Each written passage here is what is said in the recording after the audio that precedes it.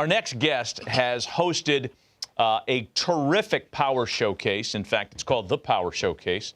Going on, 15? This is year 16. Yeah, of the this Power is an Showcase. annual visit for us. What's this, year 5 for us? At least. We're pleased to have Brian Domenico on with us once again, talking about the Power Showcase. Brian, good morning.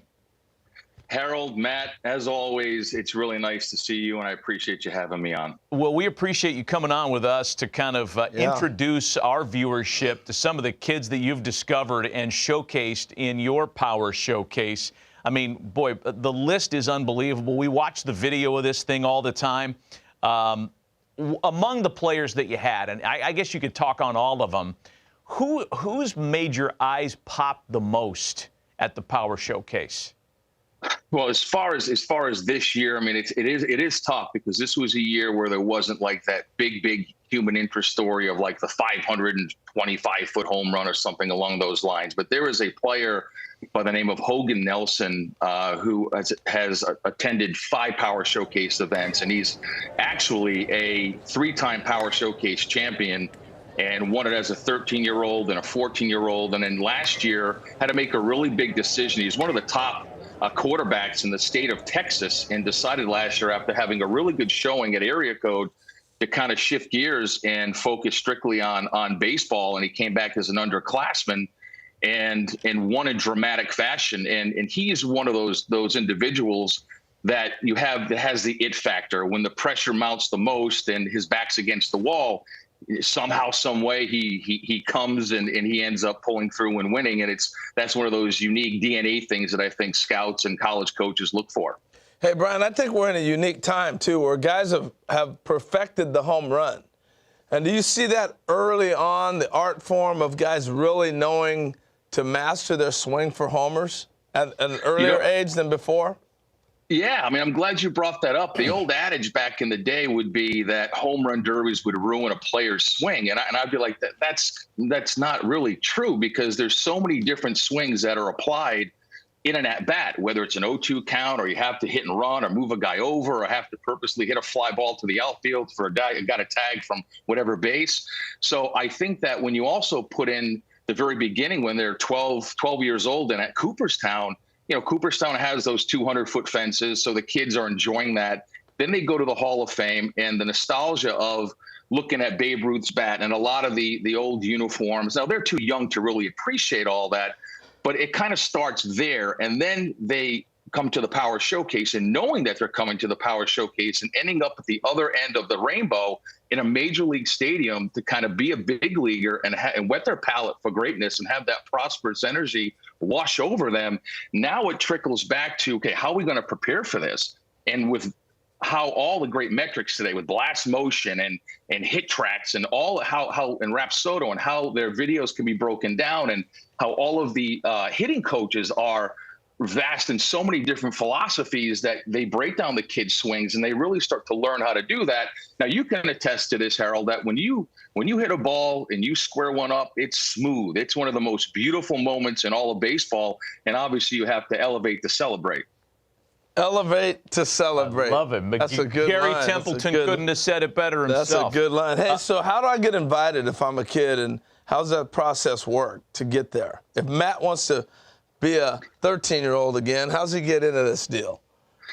Yeah, and that's a great question. And there's a lot of different ways that you can get in. Some parents will reach out to me. Obviously, I need to take a look at some video. Then I want to take a look and see what travelable organization they play for, the level of competition.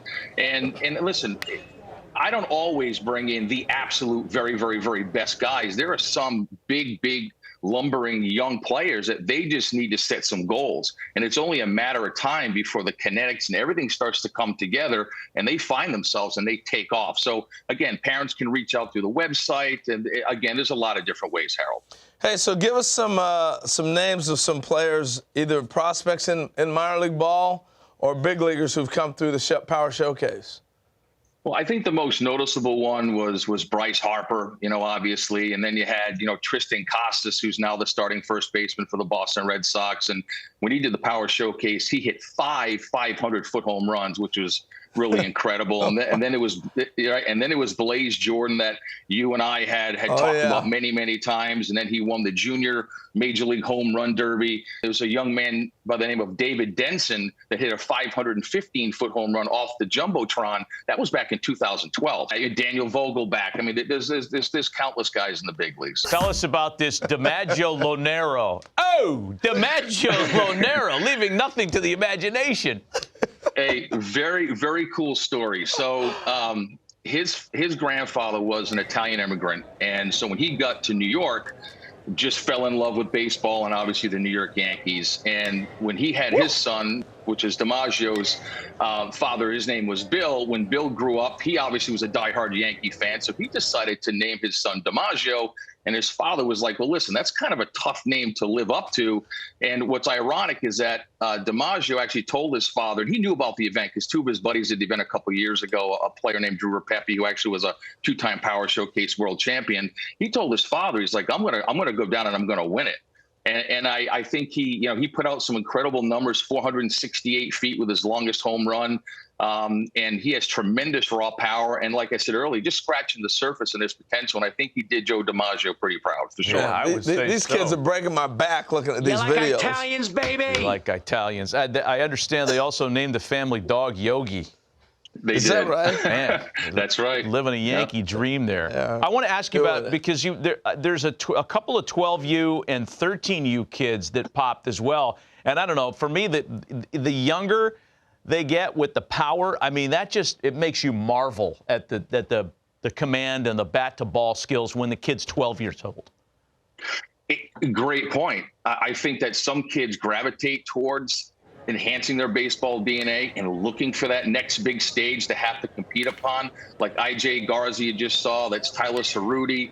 That's Sebastian Carthace, who actually won Week 9's Home Run Derby in Cooperstown. Austin Brown, who is a 14-year-old, Harold and Matt, that hit a 479-foot home run. Wow. Here it is right here. He hits it, and it goes off the back of the loanDepot sign. Check this out. Looks like Corey Hart. Beautiful, easy swing. Yep. Beautiful, easy swing. Oh, man, it's unbelievable. That is amazing.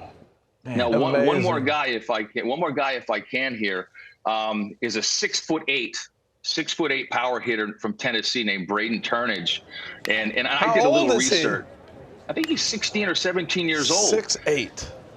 And I did a little digging, and I wanted to find out, okay, who in today's game, position player wise, are the top guys as far as height. You had O'Neal Cruz, the shortstop with the Pirates, and then you have Aaron Judge, who plays outfield. But I wanted to dig a little deeper and find out who was the tallest major leaguer to ever play first base.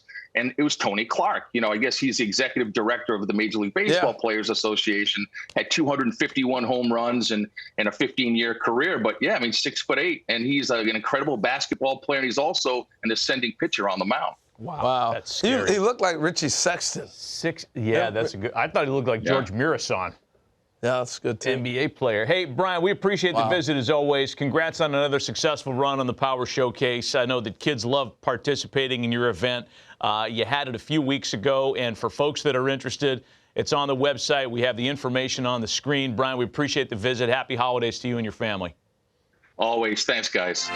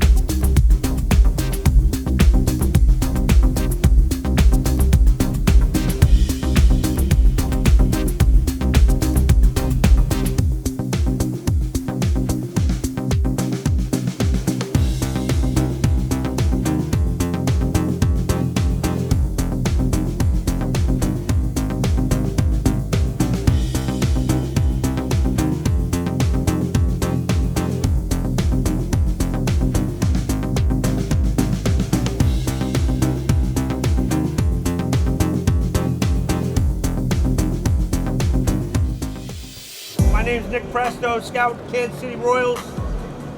It's a great opportunity. Appreciate you guys being here, hitting on a big league field. We're going to run you through a scout day. You know, as scouts, we're looking for a bunch of things to see if you're going to be a professional player. I mean, obviously, we're looking for hitting. We're looking for power. We're looking for running, arm strength, and fielding. Those are the 5 tools that we're looking for. All this stuff's important if you want to play this game.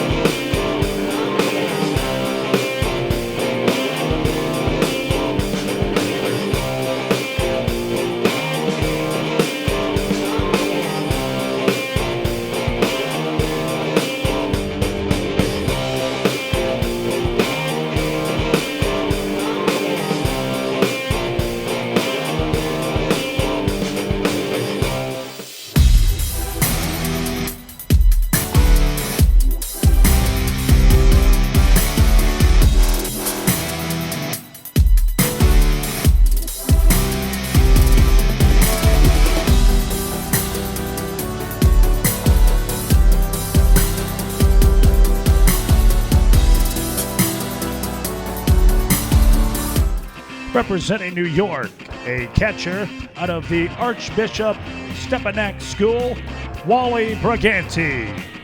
Wally is a 3-time Power Showcase participant and is committed to Swarthmore College.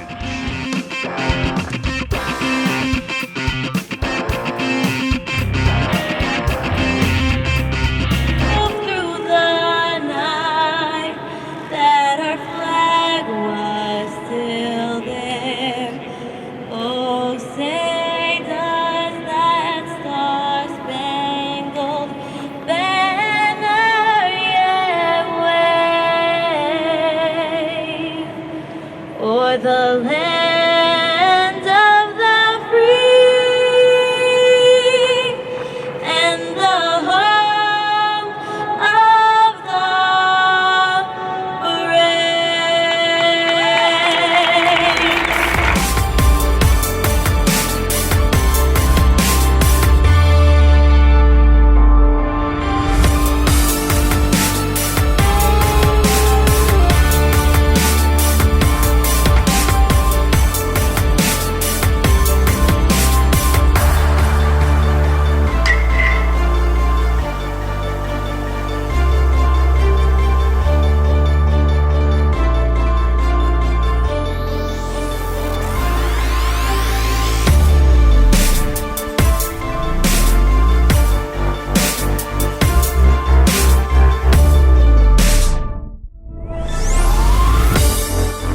That ball hit well to right field. He could be on the board. Yes, he is.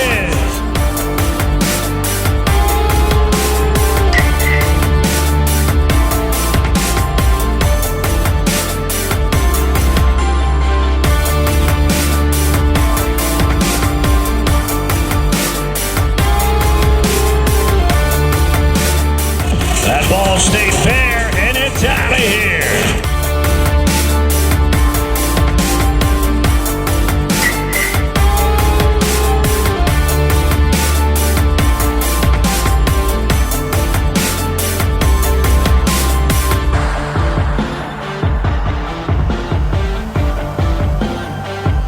Yes, sir. That ball crushed to right field. Up and away. Home run number 3. That's going to do it right there, ladies and gentlemen. Final out for Wally Briganti. Wally finishes with 3 home runs, 2 consecutive, furthest traveling 370 feet.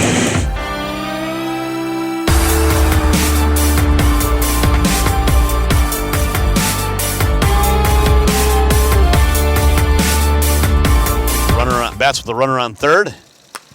Hammers that ball to right field. Is it over the head? No, it's not. Good play by the right fielder. to get the second out, limit the damage. So Wally Briganti with a sacrifice fly brings the boomstick for a sacrifice fly RBI. Raise the roof, Rye New York in the house.